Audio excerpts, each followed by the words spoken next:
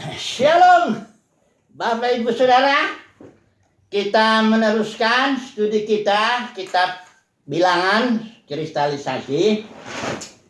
Kali ini kita ambil ada studi kasus ya, tentang pemberontakan Korah, Datan, dan Abiram yang tertulis dalam Bilangan 16. Sementara yang 17 tongkat Harun berbunga ini juga masih terkait dengan kasus yang di atas itu. Yang perlu kita pahami, ini studi kasus tentang kepemimpinan sebenarnya ini, ya, karena di sana Korah yang Bani Lewi itu dia ingin pangkat imam. Ada dua hal yang mereka tuntut. Jadi ini kasus ini kita nggak usah baca lah ya, karena ini banyak sekali. Jadi barangkali nanti ke 1-2 ayat kita kutip. Jadi di sana ceritanya begini. Pada waktu itu setelah Israel gagal ya generasi pertamanya untuk di Kades Barnea itu 12 pengintai, kita tahu ceritanya itu, dan Tuhan mendisiplin generasi pertama itu yang 600.000 pasukan itu untuk berjalan ke arah padang gurun Laut Teberau, tapi sebenarnya mereka berputar di daerah padang gurun Paran, Kadesi Barnea selama 38 tahun sampai mereka semua mati, ya. Karena Tuhan mau ganti dengan satu generasi yang baru, yang mana mereka lah yang akan nanti mendapatkan warisan tanah perjanjian itu. Nah, ini kasusnya terjadi Datan, Abiram, Korah ini ketika mereka sudah berputar-putarlah di padang gurun itu, ya. Nah, ini Korah ini Bani Lewi, dia mengajak Datan dan Abiram, itu orang Ruben, dan juga 250 pemimpin, orang-orang yang ditunjuk, ya dipilih umat itu, 250. Dia ingin pertama masalah yang mereka tuntut, pertama pangkat imam untuk Korah ya tentunya. Pangkat imam, sebenarnya semua juga minta nuntut pangkat imam, karena mereka bilang udahlah, jangan meninggikan diri beginilah, karena semua umat Tuhan ini kudus katanya. Mereka ingin pangkat imam, itu yang Musa bilang, udah kamu udah dikasih mendekat kepadanya, masih lagi minta pangkat imam ya. Ya, ini nih ayat yang ke-10 ya. Udah engkau diperbolehkan mendekat bersama dengan saudara Bani Lewi, dan sekarang mau pula kamu menuntut pangkat imam atau jabatan ya, istilah Ibraninya kehunah, ini artinya priesthood, jabatan imam. Jadi itu satu yang mereka tuntut. Yang kedua, mereka juga memprotes kepemimpinan Musa kena di situ dan Harun. Kalau yang pangkat imam, Harun secara khusus yang diprotes, itu makanya nanti tongkat Harun yang berbunga itu merupakan jawaban Tuhan. Yang kedua, mereka protes, kenapa kau meninggi-ninggikan diri di atas umat Tuhan katanya. Kata Musa, kata si Bani Korah ini kepada Musa ya. Jadi kepemimpinan Musa diprotes juga di situ. Ya, oleh Korah, ini pemimpinnya Korah ini, Bani Lewi ini. Dia ajak ajak Datan, Abiram, Bani Ruben, bahkan 250 pemimpin. Ini pemberontakan yang dahsyat ini, ya. Karena yang terlibat itu para tokoh lah, artinya semua pemimpinnya 250 orang, ya. Nah, jadi itu kasusnya. Dan kita tahu ceritanya bahwa setelah itu Musa bilang, ya sudah, kalian bikinlah perbaraan mesbah ya, bikin mesbah, maksudnya yang 250 itu, termasuk nanti Korah sebenarnya dia juga harus bikin. Terus bikin api perbaraan, persembahkan sesuatu kepada Tuhan, ya. Nanti Tuhan akan tunjukkan siapa yang dipilihnya, kira-kira begitu ya. Kemudian sebenarnya Musa kasih kesempatan sama Korah, dia panggil ya, ayat 12, adapun Musa telah menyuruh orang untuk memanggil Datan, Abiram, anak-anak Eliab, tetapi jawab mereka, kami tidak mau datang. Jadi pemberontakan mereka udah sampai ke puncaknya lah, mereka nggak mau datang. Nah, akhirnya Musa marah, dan akhirnya Musa diiringi ya dengan tua-tua di jalan. Ini sebenarnya di sini udah mau Tuhan vonis ini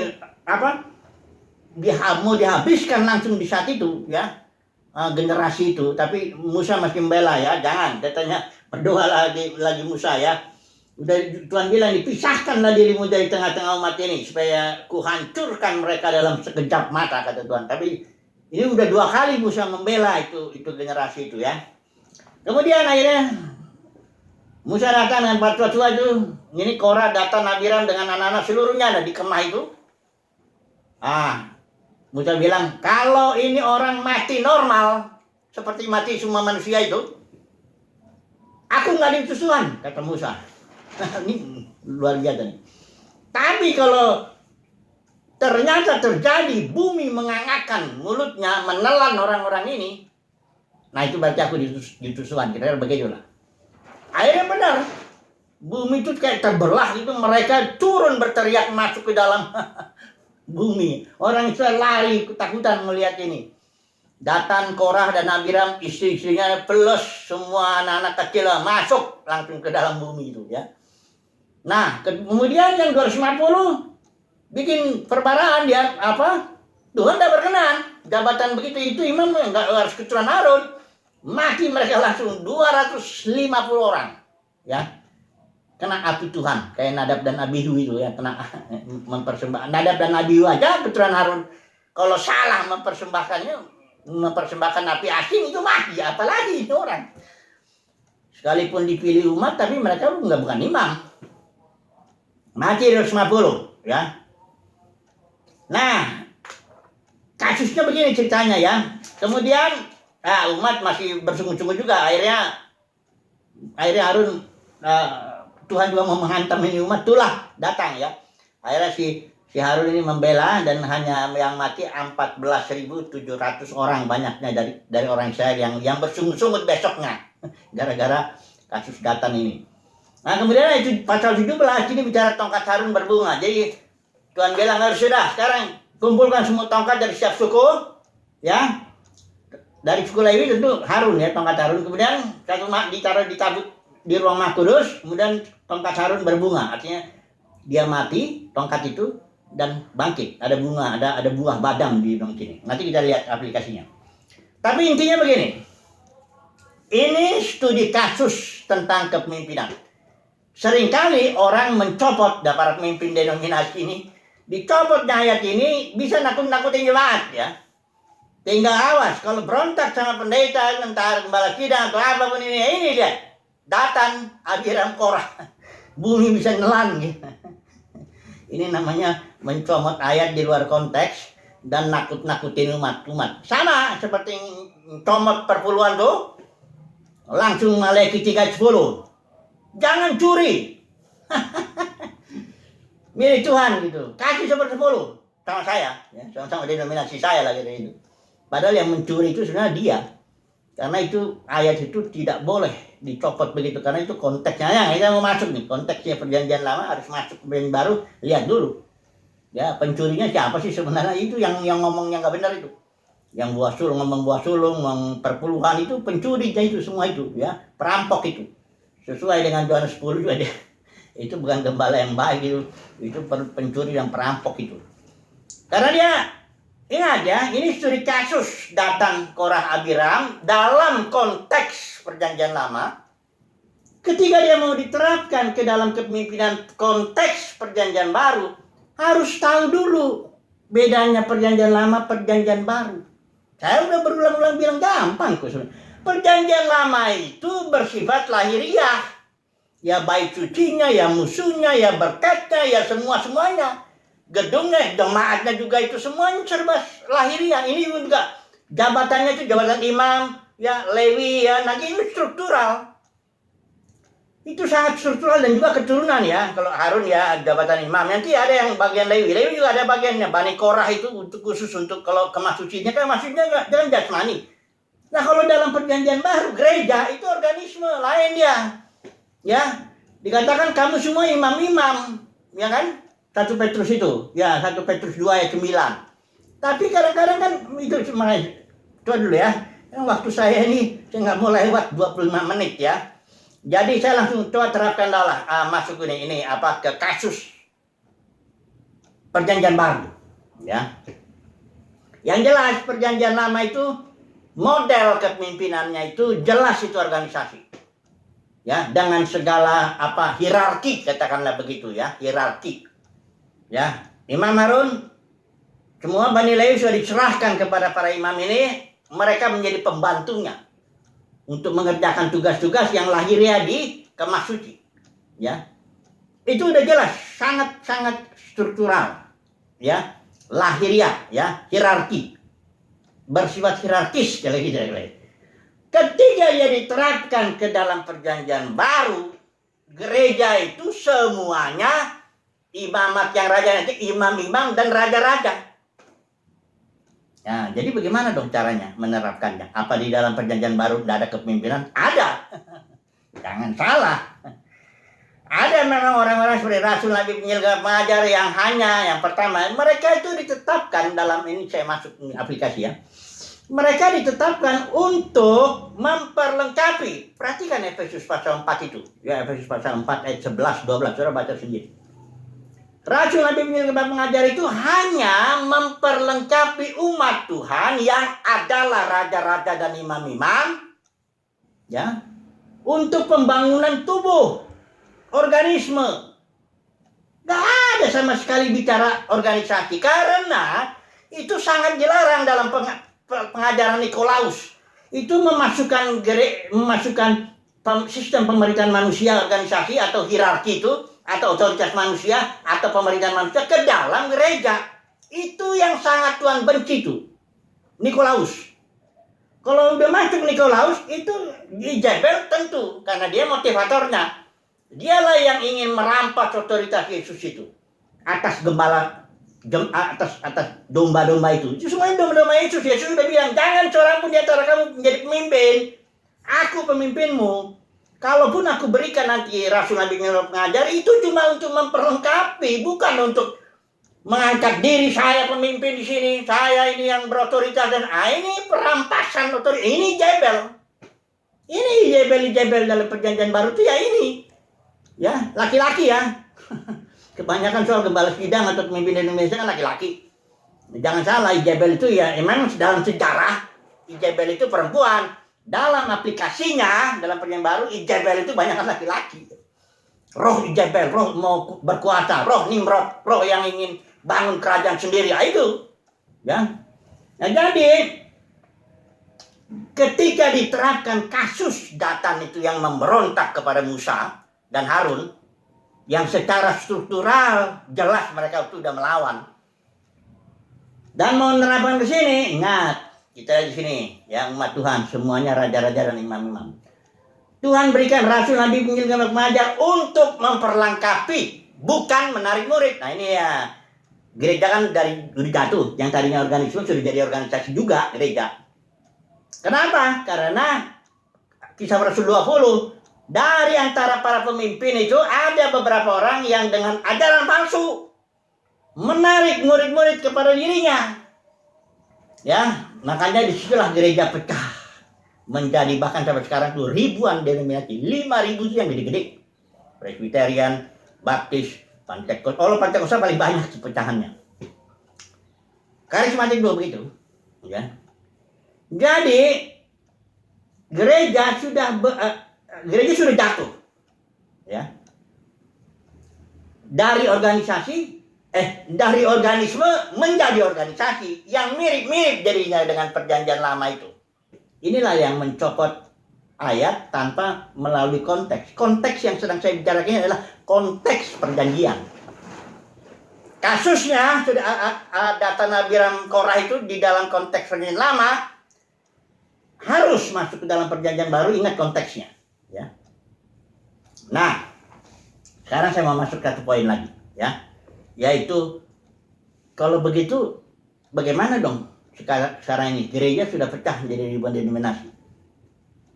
Alkitab mengatakan Wahyu pasal 2 pasal 3 ada para pemenang dalam tiap zaman yang tidak ambil bagian dalam ajaran Nikolaus, Bileam dan Jezebel. Tak ambil bagian. Karena para pemenang ini adalah order kingdom, bukan order raja-raja dan imam-imam. Model kepemimpinannya gimana? Nah ini saya udah bikin buku ini sebenarnya. Kepemimpinan organisme. Ini cuma 21 halaman. Nanti kalau mau saya kasih emailnya. Kirim email aja itu saya kasih nih. Jadi saya nggak bicara ini semuanya lah ya. Tapi intinya begini. Saya menyebutnya komunitas para pemenang ini, umat pemenang ini yang tidak ambil bagian dalam ajaran Jebel Bileam Nikolaus, yang bukan struktural model denominasi. Ini komunitas ini saya menyebutnya komunitas saling. Adakah pemimpin? Ada. Tapi prinsipnya tetap saling. Saya mau menyebutnya ini beberapa saling ya dalam Alkitab ini ya. Saling membasuh kaki, Yohanes 13:14. Saling mengasihi, saling mendahului dan memberi hormat, ya, saling membangun, saling menasihati, saling mengaku dosa, saling mendoakan, saling memperhatikan, saling mengabdi. Ini kurang lebih ada 13 istilah saling dalam Perjanjian Baru yang menunjukkan bahwa sistem orde kerajaan lah saya menyebutnya ya, orde raja-raja dan imam-imam itu harus saling. Tidak boleh ada satu orang gembala sidang atau pemimpin engkau tunduk sama aku, tidak ada itu. Itu kejatuhan itu, dan itu prinsip Perjanjian Lama. Ya. Karena ini sekarang kita mau bicara organisme. Organisme itu otoritasnya bukan orang. Tuhan tidak pernah mendelegasikan otoritasnya kepada satu orang pun manusia pemimpin gereja, itu enggak ada. Itu sebabnya Yesus bilang, jangan seorang pun di antara kamu memimpin. Aku tidak pernah mendelegasikan otoritasku. Otoritasnya tetap. Makanya organisme ini otoritasnya adalah otoritas hayat, yaitu otoritas Kristus. Ya, otoritas kan, I am the life, I am the hayat, I am the joy, kata Yesus. Akulah yang mengatur itu melalui otoritasku. Ya, makanya kalau dalam Kisah Para Rasul itu otoritas Roh Kudus itu jelas sekali. 70 kali muncul dalam Kisah Para Rasul yang hanya 28 pasal. 20 pasal ada berapa sih? Nah, jadi itu otoritas organisme itu adalah otoritas hayat, dan itu adalah otoritas Kristus. Langsung, tidak ada istilah ada apa delegated authority, itu hanya berlaku bagi denominasi yang sudah memasukkan otoritas manusia ke dalam gereja. Gereja udah jatuh dan Tuhan tidak mau pulihkan itu gereja begitu. Ada banyak orang berbicarakan pemulihan gereja. Tuhan tidak pernah mengerjakan sesuatu itu 2 kali. Kalau Perjanjian Lama gagal, dia bikin yang baru. Kalau generasi pertama gagal, dia bikin generasi kedua. Ya. Kalau Saul gagal, dia ganti Daud. Enggak, Tuhan itu bukan tukang reparasi. Ya. Ingat reparasi itu. I will make all things new. Itu Tuhan. Dia selalu membuat sesuatu yang baru. I will make all things new. Tapi kalau sudah ganti itu kalimat, I will make new all things, itu artinya reparasi. Bikin baru. Bongkar pasang, ya. Bikin baru, ya. Segala sesuatu dibikin baru, reparasi. Tuhan tidak begini. Corek itu. Bukan itu. Tuhan bukan reparasi, dia itu pencipta segala sesuatu, selalu buat yang baru. I will make all things, segala sesuatu baru. Tak ada reparasi. Gagal yang pertama, bikin yang kedua yang baru. Gereja sudah gagal ya, bikin yang baru. Siapa itu? Itulah dia para pemenang tiap zaman. Itulah dia organisme komunitas saling ini, tiap zaman ada. Memang gak kelihatan dia. Karena sudah lihat di Wahyu pasal 12 itu di langit. Perempuan yang merupakan simbol gereja di pasal 12 itu, Wahyu 12, itu adanya di langit. Kalau denominasi yang pasal 17-18, itu adanya di air. Di atas air itu artinya orang banyak. Air itu majority. People. Oke. Masih ada waktu saya sedikit ini. Ya. Masih ada waktu apa ya? Kesimpulan aja lah, langsung lah. Kesimpulan aja. Kesimpulannya jadi apa? Kesimpulannya, ini pemberontakan Datan atau Korah, Datan dan Abiram ini prinsipnya dia minta jabatan, minta posisi sebagai imam, protes kepemimpinan Musa dan sebagainya. Ini hanya bisa berlaku dalam konteks Perjanjian Lama. Karena dalam konteks komunitas saling ini ya, bukan dalam konteks denominasi. Sekarang ini kan kalau dalam denominasi ada jabatan, ada uang. Nah makanya di dalam denominasi itu ya banyak juga terjadi perebutan ini. Jabatan dan uang ini, oh itu Orang yang belum dibentuk, diproses, dihajar oleh Tuhan itu, wah, cinta sekali dengan uang, dengan jabatan. Di situ soalnya ada kemuliaannya, ada kenikmatannya. Oh, dapat tepuk tangan, khotbah dan sebagainya. Kalau dalam komunitas saling, komunitas para pemenang ini, organisme, tak ada jabatan, tak ada hierarki di sini. Yang di sini yang ada saling menundukkan diri, saling mengasihi sebagai raja-raja dan imam-imam. Saling mendukung, ini cuma saling menasihati, saling mengasihi, saling mengampuni sebagainya. Kayak Paulus, dia gagal sekali waktu dia oleh bisikan roh orang-orang jemaat yang kecil sederhana, namanya pun nggak disebut, dinasihati Paulus supaya jangan datang ke Yerusalem, tapi Paulus itu melawan. Dan akhirnya dia Paulus bilang, saya akan mati di Yerusalem, rela ini. Nyatanya nggak mati, di situ orang rencana Tuhan bukan itu, dia malah dibawa ke Roma.